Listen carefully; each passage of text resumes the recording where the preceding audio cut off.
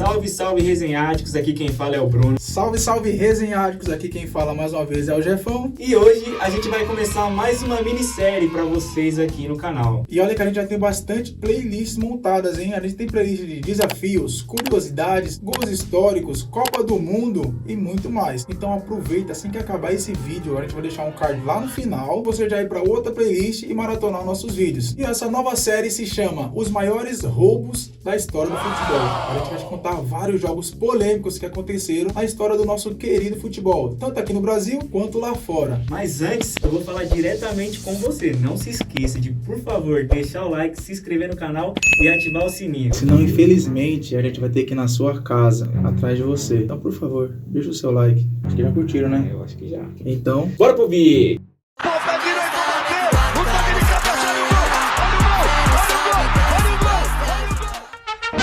nesse episódio número 1, a gente vai falar de um time que é bastante conhecido aqui do futebol brasileiro e até tido como o time que tem a maior torcida. Nada mais, nada menos, nada mais do que... Uma vez Flamengo. Sempre Flamengo.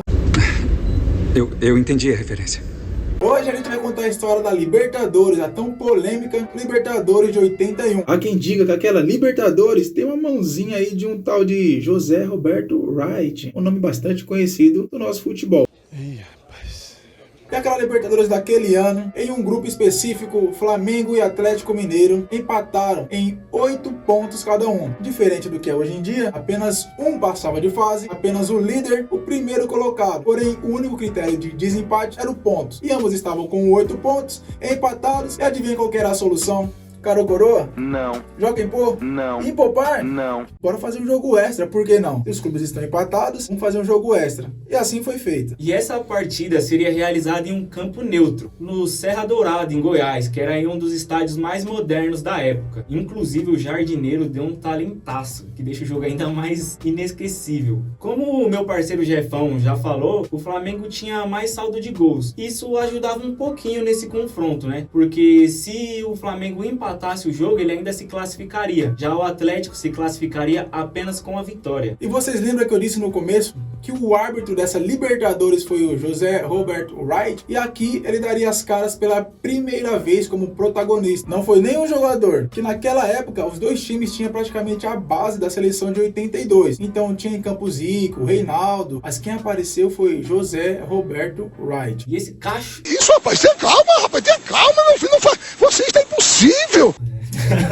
O José Roberto Wright, ele tinha um jeito aí meio explosivo, né? Ele era muito enérgico e nessa partida não foi diferente. No começo do jogo ali, o Zico, carregando uma bola no campo de defesa, sofreu uma entrada um pouquinho mais intensa do Reinaldo, jogador do Atlético Mineiro. E sem mais nem menos, o José Roberto Wright já expulsou o jogador de cara, não deu nem o primeiro amarelo, já mandou pra rua. Bom, até aí, os atleticanos até que não suspeitaram de nada e deixou passar, né? Afinal, uma expulsão acontece, mesmo que sendo equivocada. Mas agora que vem a parte mais suspeita. 2 minutos, apenas 2 minutos depois, se liga só nesse lance. Em uma falta para o Atlético, o jogador Éder quis cobrar de maneira rápida, tudo normal, mas o juiz simplesmente colocou o pé na frente e tirou a bola. E o jogador, por sua vez, foi dar a volta no juiz para pegar a bola e acabou esbarrando no juiz. E o juiz, sem mais nem menos, de uma forma totalmente agressiva, podemos dizer assim, expulsou o jogador, que não entendeu nada, até caiu de joelhos no chão porque não estava acreditando que estava sendo expulso por algo sem nexo algum. E aí já começou um escarcéu todo. Os diretores e os jornalistas invadiram o campo, mas isso aí era uma coisa até que normal, né? Porque acontecia bastante. Naquela época ali, os jornalistas, eles eram ousados, eles invadiam o campo, invadiam o vestiário, não tava nem aí. Inclusive, tem um vídeo bem legal aqui que mostra um pouco do que era o jornalismo futebolístico naquela época. A gente vai deixar no card aqui pra vocês. E com essa revolta toda, os dirigentes tentaram tirar o time do Atlético Mineiro de campo, porém não tiraram porque o time ia sofrer uma punição muito forte. E no meio dessa confusão, já tinham perdido 2 jogadores, perderam mais 2 e o técnico. Ou seja, 5 expulsões até aquele momento, 4 jogadores e o técnico do Galão já tinha ido pro chuveiro mais cedo. Mas depois de 15 minutos, os jogadores do Atlético decidiram voltar, mas um detalhe, apenas os jogadores titulares voltaram. É isso mesmo.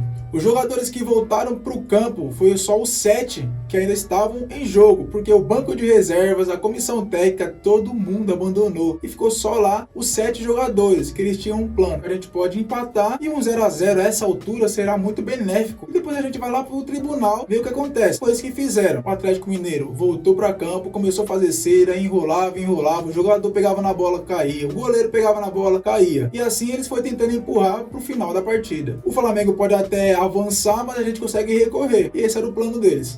O miserável é um gênio! E nisso de tentar ficar segurando o jogo, o goleiro deu um bicão pra lateral e caiu ali meio mostrando que tava com uma lesão na coxa, né? E o José Roberto Alwart, como ele tava com o critério ali De desempate? Tava com critério de desempate aquele dia? Aham, sei. O bichão deu um pique do meio de campo até a grande área pra quê, Jefão? Eu acho que ele foi lá dar as mãos para o goleiro para poder chamar ele de volta pro jogo. Pra reiniciar a partida. Nada disso, ele expulsou o goleiro, velho. E aí, o time do Atlético, por lei, não tinha mais jogadores o suficiente para se manter na partida. E foi encerrado o jogo por WO. E após o jogo, o Atlético Mineiro, obviamente, tentou recorrer na Conmebol, mas teve seu pedido, adivinha? Exatamente, negado. Adivinha só o que aconteceu com o árbitro daquele ano. Se você acertar o que aconteceu com o árbitro após esse jogo, deixa o seu like. E se você errar, deixa um comentário. Você acha que ele foi punido? Ah, com certeza. Mas é claro que sim. O árbitro aquele ano, ele foi punido. Ele foi eleito o melhor árbitro da Libertadores. O árbitro ele foi eleito como o melhor árbitro daquela Libertadores. É isso mesmo, ele foi eleito como o melhor árbitro da Libertadores de 81. E agora a gente vai falar um pouco do que aconteceu com os times. O Atlético, depois disso tudo, ainda foi punido por, segundo a Conmebol, tentar aí forçar que o jogo acabasse antes. E o Flamengo, que não tinha nada a ver com isso, ou tinha, foi avançando de fase, chegou na final e foi campeão da Libertadores de 81. E alguns anos depois, José Robert Wright disse tudo o que aconteceu naquele jogo, adivinha só. Talvez a sua consciência pesou e ele falou a verdade. Ele disse que expulsou o jogador Éder não foi pelo esbarrão em si, ele expulsou o cara pelo que ele disse. E você quer saber o que foi que o jogador disse para o árbitro? Não sei.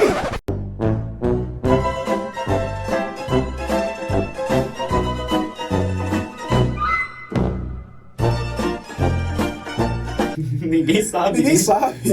O árbitro não disse, ele simplesmente falou isso. Eu expulsei ele pelo que ele me disse. Aí o pessoal falou, o que foi que ele te disse? Ele não falou, então ficou só por isso. Tá, vamos supor que o Éder tenha falado alguma coisa pro juiz e ele expulsou o Éder por isso. Grandes árbitros aí do futebol brasileiro também contestam a sua primeira expulsão, né? Porque falam que por ter sido uma falta ali no campo de defesa e não ter sido um jogo brusco grave, era apenas para cartão amarelo. Bom, mas esse daí é um episódio muito marcante no nosso futebol. Os flamenguistas comemoram e os atleticanos choram. Infelizmente, nesse caso, alguém tem que ganhar e alguém tem que perder e não deu bom para os atleticanos. Esse foi o primeiro episódio dos maiores roubos do futebol. E não se esqueça de, por favor, deixar o seu like aí para nos ajudar. Se você ainda não é inscrito no canal, você tá vacilando, hein? Se inscreve no canal aí, ative o sininho para receber todas as notificações. Obrigado por assistir até aqui. Mas lembra que eu te prometi uma playlist muito legal? Então não sai daqui ainda. Assim que acabar esse vídeo, a gente vai deixar uma playlist para você. Tamo junto. Valeu!